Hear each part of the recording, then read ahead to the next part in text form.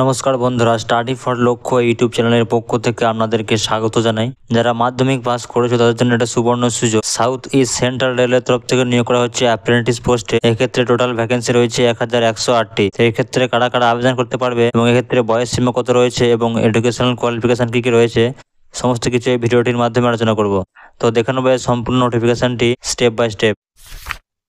তো এটা হচ্ছে তার official notification, department of personal Raipur division, south east central railway. এবং এই যে বিজ্ঞপ্তিটা সেটা প্রকাশিত হয়েছে 2/4/2024 সালে এবং এটা হচ্ছে তার নোটিফিকেশন নম্বর। এখানে বলেছে online application through the website https://apprenticeshipindia.org। এই সাইটে গিয়ে আপনাকে আবেদনটি করতে হবে 2/4/2024 থেকে 1/5/2024 মধ্যে। যে সমস্ত এলিজিবল ক্যান্ডিডেট রয়েছে এই সমস্ত ডেটে আবেদন করার জন্য Raipur division and wagon repair shop Raipur south east central রেলের তরফ থেকে কিন্তু এটা জারি করা হয়েছে। তো এখানে দেখে নেবো কোন কোন পদে এখানে ভ্যাকেন্সি রয়েছে। এখানে 1 নম্বরে রয়েছে এখানে ডিআরএম অফিস রায়পুর ডিভিশন।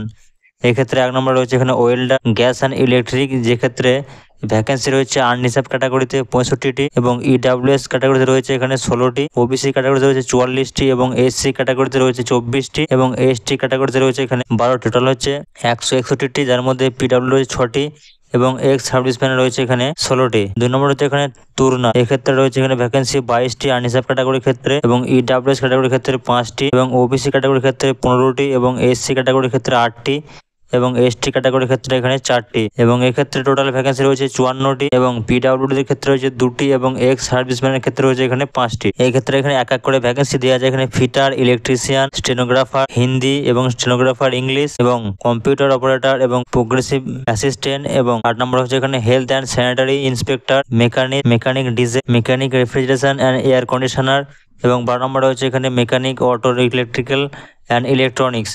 এক্ষেত্রে টোটাল ভ্যাকেন্সি রয়েছে আনরিজার্ভ ক্যাটাগরির ক্ষেত্রে 339টি, ইডাব্লিউএস ক্যাটাগরিতে রয়েছে 83টি এবং ওবিসি ক্যাটাগরিতে রয়েছে 232টি এবং এসসি ক্যাটাগরির ক্ষেত্রে রয়েছে এখানে 125টি এবং এসটি ক্যাটাগরির ক্ষেত্রে রয়েছে 65টি। টোটাল হচ্ছে এখানে 844টি এবং পিডাব্লিউ ক্যাটাগরির ক্ষেত্রে রয়েছে এখানে 32টি এবং এক্স সার্ভিসম্যানের ক্ষেত্রে এখানে রয়েছে 84টি এবং 2 নম্বরে রয়েছে এখানে ওয়াগন রিপেয়ার শপ রায়পুর। এক্ষেত্রে ভ্যাকেন্সি রয়েছে ফিটারের ক্ষেত্রে এখানে রয়েছে 44টি, আনরিজার্ভ ক্যাটাগরির ক্ষেত্রে এবং ইডাব্লিউএস ক্যাটাগরির ক্ষেত্রে এখানে 11টি এবং ওবিসি ক্ষেত্রে 30টি এবং এসসিদের ক্ষেত্রে 17টি এবং এসটি ক্যাটাগরির ক্ষেত্রে রয়েছে 8টি। টোটাল হচ্ছে এখানে 110টি এবং পিডাব্লিউডি রয়েছে 4টি এবং এক্স সার্ভিসম্যান রয়েছে এখানে 11টি। এভাবে একইভাবে রয়েছে এখানে welder, machinist, turner, electrician, computer operator and progressive assistant এবং স্টেনোগ্রাফার ইংলিশ এবং হিন্দি এবং এক্ষেত্রে টোটাল ভ্যাকেন্সি রয়েছে 110টি আনরিজার্ভ ক্যাটাগরিতে, 26টি ডাব্লিউএস ক্যাটাগরি এবং ওবিসি রয়েছে 73টি এবং এসসি ক্যাটাগরি রয়েছে 41টি এবং এসটি ক্যাটাগরি রয়েছে 19টি। টোটাল হচ্ছে এখানে 269টি এবং 11টা হচ্ছে পিডাব্লিউডি এবং এক্স সার্ভিসম্যান হচ্ছে এখানে 26টি। তো এক্ষেত্রে যে এডুকেশনাল কোয়ালিফিকেশন লাগবে অর্থাৎ শিক্ষাগত যোগ্যতা, আপনাকে অবশ্যই মাধ্যমিক পাস করে থাকতে হবে। Must have pass 10 class examination under 10+2 system of education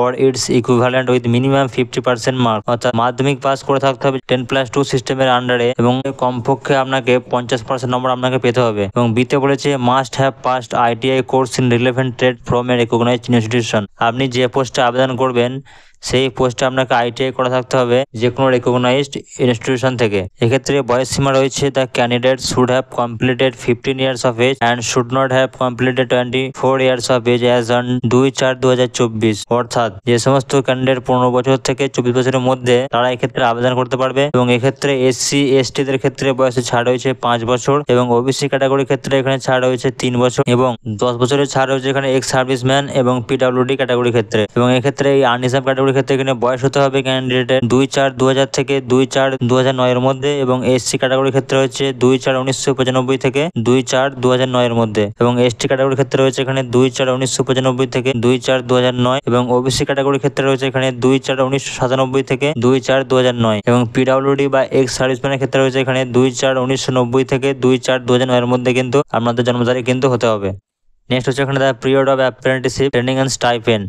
Selected candidates will be engaged as apprentice and they will undergo apprenticeship training for a period of 1 year for each trade। যে সমস্ত candidate এতে select হবে তাদেরকে 1 বছরের জন্য এখানে training করানো হবে অ্যাপ্রেন্টিসশিপ পোস্টে যে ট্রেডে যে আবেদন করেছে সেই ট্রেডে। নেক্সট হচ্ছে criteria for preparing merit list in the selection. এক্ষেত্রে মেরিট লিস্ট কিভাবে তৈরি হবে, প্রথমে বলেছে the following criteria are prescribe the preparation of merit of the selection taking the average percentage marks obtain by the candidate in both matriculation and ITI. এক্ষেত্রে মাধ্যমিকে যে number পেয়েছে এবং আইটিআই যে এক্সামিনেশন নাম্বার পেয়েছে সেই সমতুল্য হিসাবে আপনাকে এক্ষেত্রে সিলেক্ট করা হবে। এবং নেক্সট হচ্ছে এখানে মেডিকেল এক্সামিনেশন, এক্ষেত্রে আপনাদের কিন্তু মেডিকেল এক্সামিনেশন করা হবে। নেক্সট হচ্ছে last date of receive of application, The online application completed in all respect can be submitted through online from 2/4/2024 থেকে 1/5/2024 অর্থাৎ এপ্রিলের 2 তারিখ থেকে শুরু হবে এবং লাস্ট হচ্ছে এখানে মের 1 তারিখ পর্যন্ত কিন্তু একটা অ্যাপ্লিকেশনে চলবে।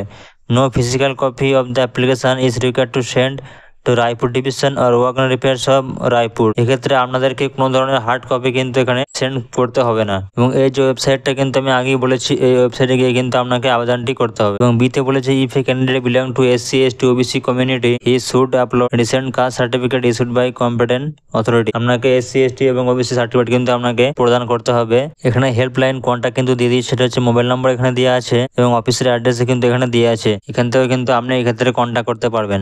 স্টাইপেন্ড কিন্তু আপনাদেরকে দেওয়া হবে, সেটা হচ্ছে they will be paid stipend during the training as per the rules of railway board. রেলওয়ের বোর্ডের যেরকম নিয়ম আছে সেই অনুসারে কিন্তু আপনাকে এক্ষেত্রে স্টাইপেন্ড দেওয়া হবে। এই হলো সম্পূর্ণ নোটিফিকেশনটি। ভিডিওটি ভালো লাগলে অবশ্যই লাইক করবেন এবং শেয়ার করে দিন আপনারা বন্ধুদের কাছে, যেন তারাও এই খবরটি দ্রুত পায় এবং তারা যেন একটা কাজের সুযোগ পেতে পারে।